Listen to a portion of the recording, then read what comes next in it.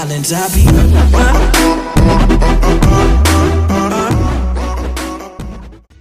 Sup gamers, today I just wanted to do a little talk about Endgame as a movie, you know. Came out pretty recently, it was pretty good.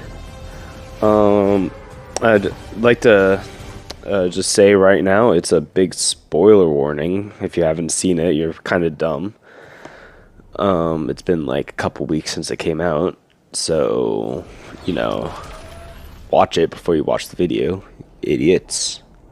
Anyways, getting on with the beginning of the movie, I thought it was a good idea to make them start out with Hawkeye's family, because it adds a reminder of what it was like at the end of Infinity War when the snap happened and a lot of people died. So that made sense, and it is probably a pretty good scene to most people. Some people might not like it. I thought it was pretty good. Then we get Then we get Iron Man and Nebula flying in space. No hope of coming back. It was pretty intense. Like, a lot of people thought they were just gonna die at the beginning. I didn't think so. I thought it was gonna be like he was gonna get saved by someone, which he did. He got saved by Captain Marvel, then was brought back to the Avengers, and he was like super frail and skinny, which I thought was really cool. They didn't just keep him the same, they made him look real malnourished. Then all the Avengers decide, hey yo, I'm a kill Thanos. And so they go to this poor man's little shack on his poor little farm, and they just kill him. Like, they didn't like ask to reason with him. They just asked where the stones were, and the man was just trying to farm. He was making breakfast. He was just sitting down, trying to enjoy some Eggo waffles, and then boom, Captain Marvel walks in and starts putting him in a chokehold. Thor comes in, cuts his freaking arm off. The rest of the Avengers come in, start yelling at him. He says that he destroys the stones, then Thor just kills him. Like, my man just wanted to eat some breakfast. Like, come on. Then, after that, we get the 5-year jump.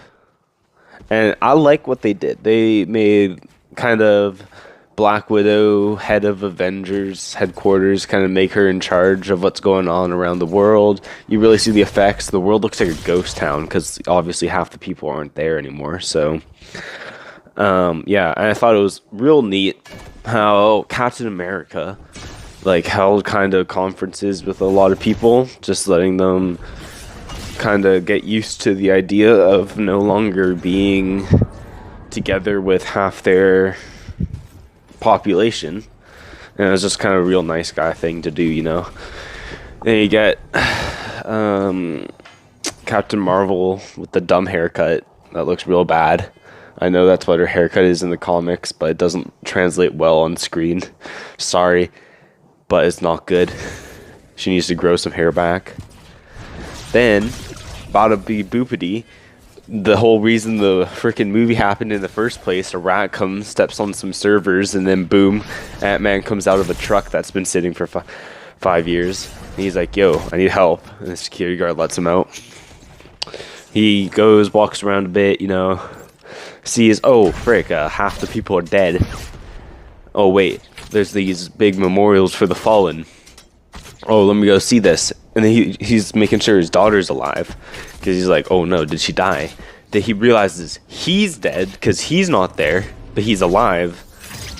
So he goes back home. His daughter's 5 years older, like a teenager, and he's like, holy frick, this is my daughter.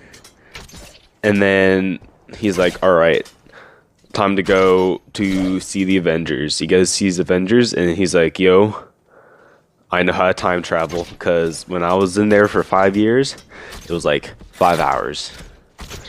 And that's like, bruh. And they're like, alright, we're gonna have to talk to someone who knows more about this stuff. So they go see Professor Hulk, which is just Bruce Banner and Hulk's body. And I don't know. I don't know if I liked him, you know?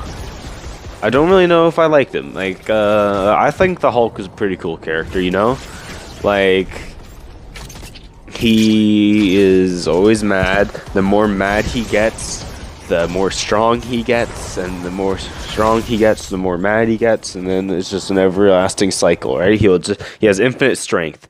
But then what they did is, since Bruce Banner's head is in the Hulk's body, he doesn't have that like physical prowess of getting more strong the madder he gets, because he's not the Hulk, he's Bruce Banner, because it's two different personalities. So he has one personality in the body of the other personality, and the Hulk's just gone, so he doesn't get that strength.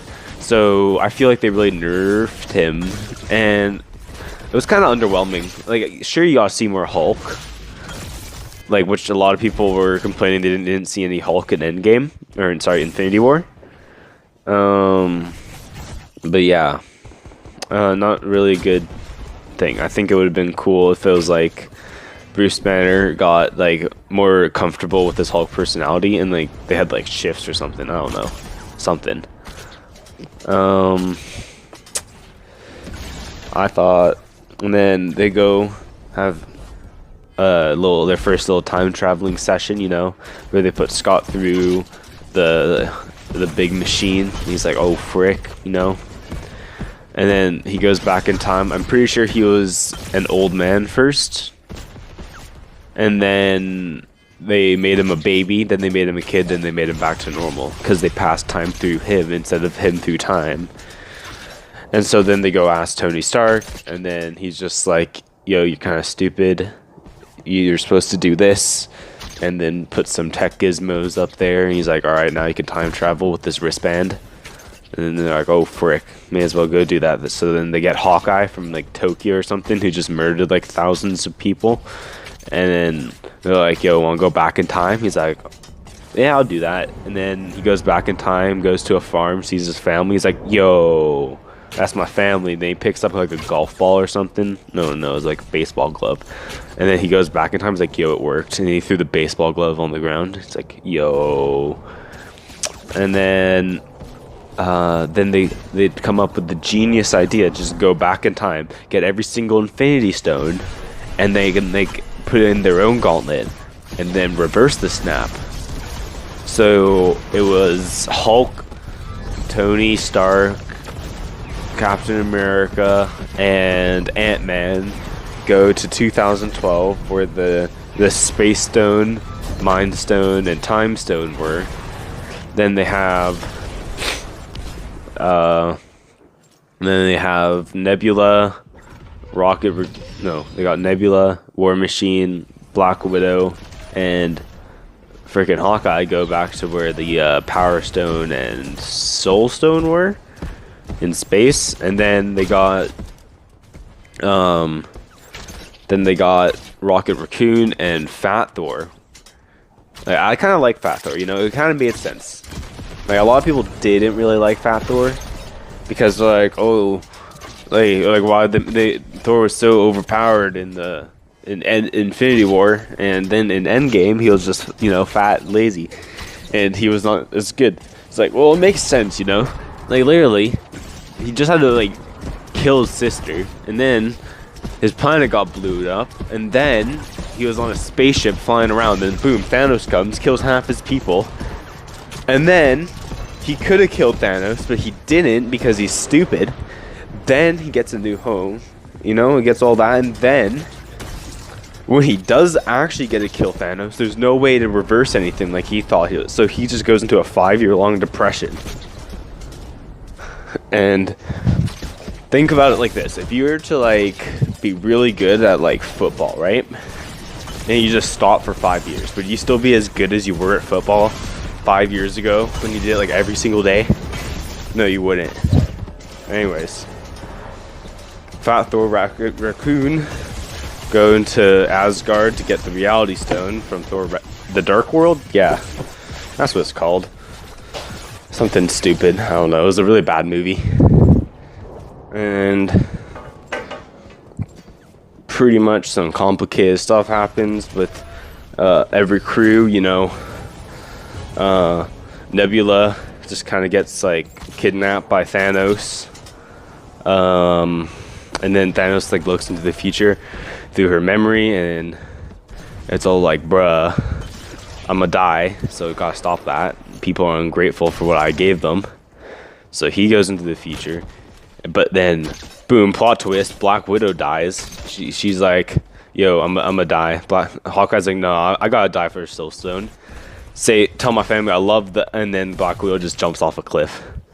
Pretty much what happened. You don't even need to watch the movie anymore. I just pretty much explained it perfectly right there.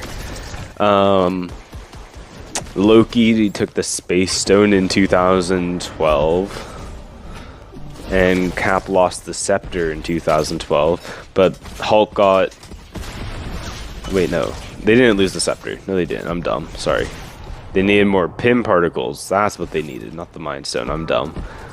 Sorry, it's been a while since I watched the movie. So they need the Space Stone, and they need Pym particles. So they go back again to like 1940s or 1950s or something like that, to like a base or whatever, and there was Pym particles there because Hank Pym was working there. And then there was also Space Stone, because of course there was, because plot convenience. And Tony meets his father and talks to him. Then Captain America meets his dead girlfriend from the past, but she died in the future, so you know. And he also kissed her niece, so that'll be a little awkward in the future. I'm gonna explain that later. And they all go back, you know, Hulk, Snippy, Snappy, and they all got the stones. Then boom, Nebula is actually the evil Nebula from the past that Thanos just sent. It's like, bruh. I thought that was like a pretty bad. That was like twice in a row though. Nebula's kind of been a plot convenience thing, you know. Like in Infinity War, she's the reason Thanos found Soul Stone. Now in Endgame, she's the reason of the third act, pretty much.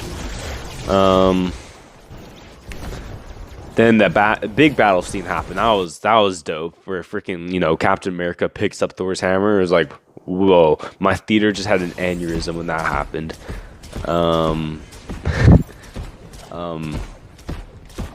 And then at the end, Captain America has to return all the stones back to the exact time that they took them from time, and then he just decides to stay in the past and marry his girlfriend from World War II, even though it's kind of awkward because he kissed her niece in Civil War, so that's a little awkward, you know.